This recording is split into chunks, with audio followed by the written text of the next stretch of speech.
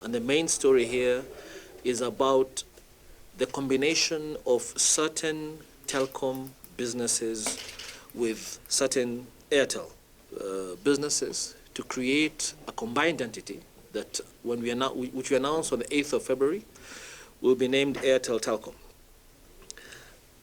So we shall be combining our mobile, our enterprise, and carrier businesses, that is Telkom, with Airtel Kenya.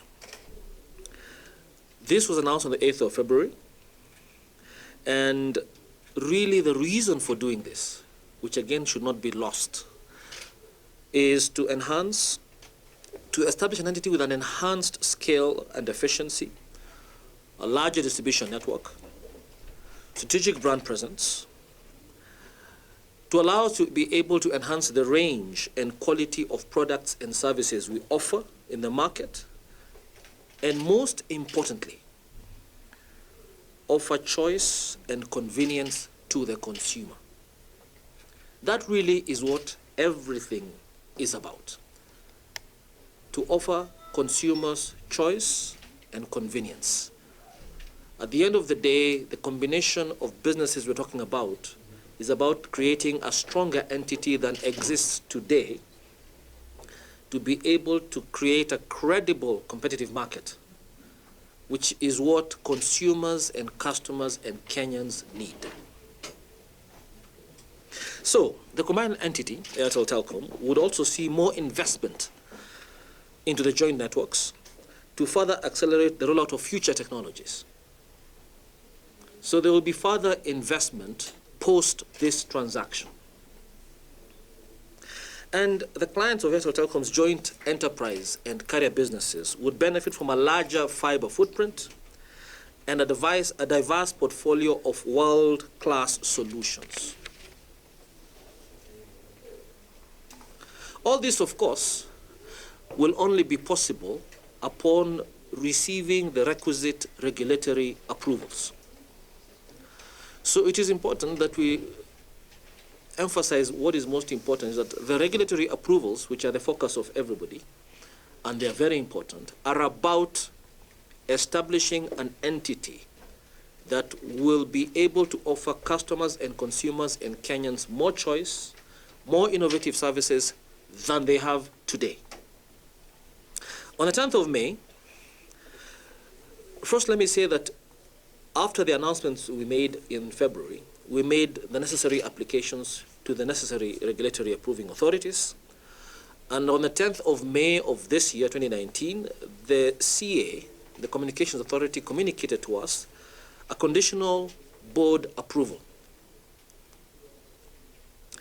On the 12th of July, 2019, the Communications Authority issued a Gazette notice expressing its intention to grant approval of the proposed transaction that merges some of the Telkom and Airtel businesses. In the Gazette notice, the regulator asked any parties opposed to the intended merger to make submissions within 30 days. This is a statutory requirement. And that Gazette notice lapsed on Monday, August 12th, 2019. In the interim period, we, both Telkom and Airtel, have proceeded to expedite on the requirements raised by the regulator to ensure that the proposed transaction was fully compliant with the law.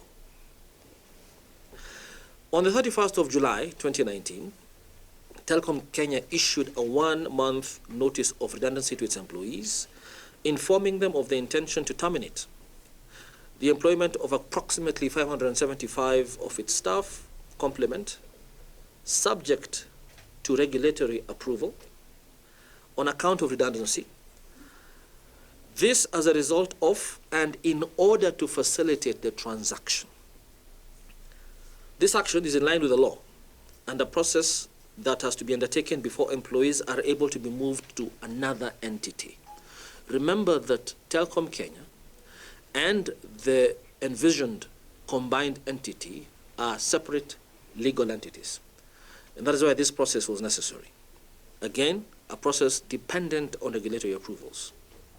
Subsequently, that is post executing the termination, the intention remains and will be to advertise and interview Telkom employees for positions in the combined entity and its outsourced partners. Engagement of these employees will be guided by the combined entity's recruitment criteria as well as the mapped positions therein. So it is important to understand the sequencing of these processes, that the intended retrenchment is a precursor to an exercise of engaging some, actually most of those employees, not all, into the combined entity. Now, on the 14th of August 2019, Telkom Kenya was in receipt of a request from the Ethics and Anti-Corruption Commission to furnish the Commission with information in connection with the investigations the EACC is carrying out on allegations of misappropriation of public funds in the process of the recapitalization and restructuring of the balance sheet of Telkom Kenya in 2012.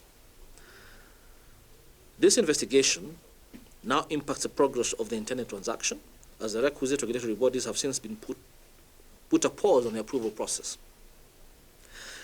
Now, what's the impact of this delay?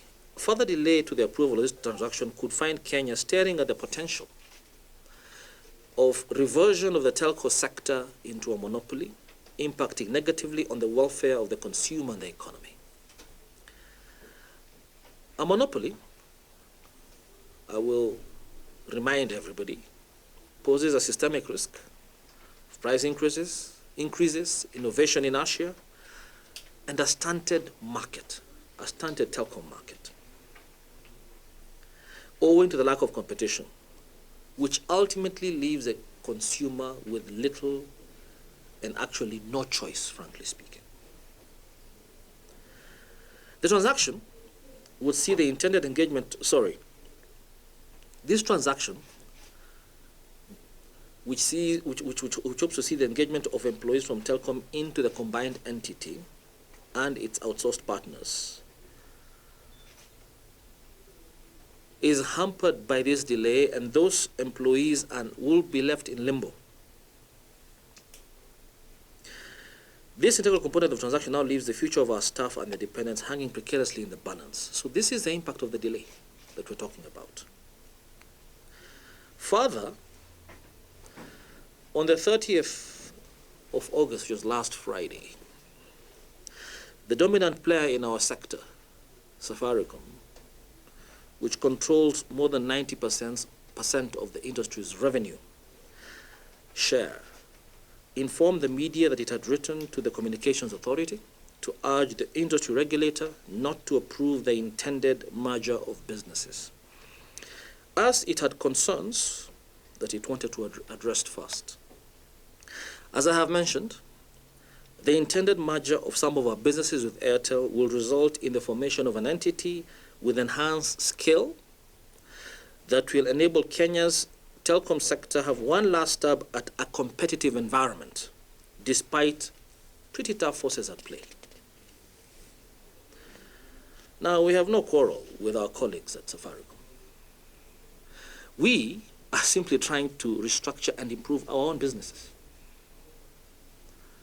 It is unfortunate, however, that Safaricom now wants to delay this process that seeks to provide customers with credible options. Does the dominant player not want to see this sector grow?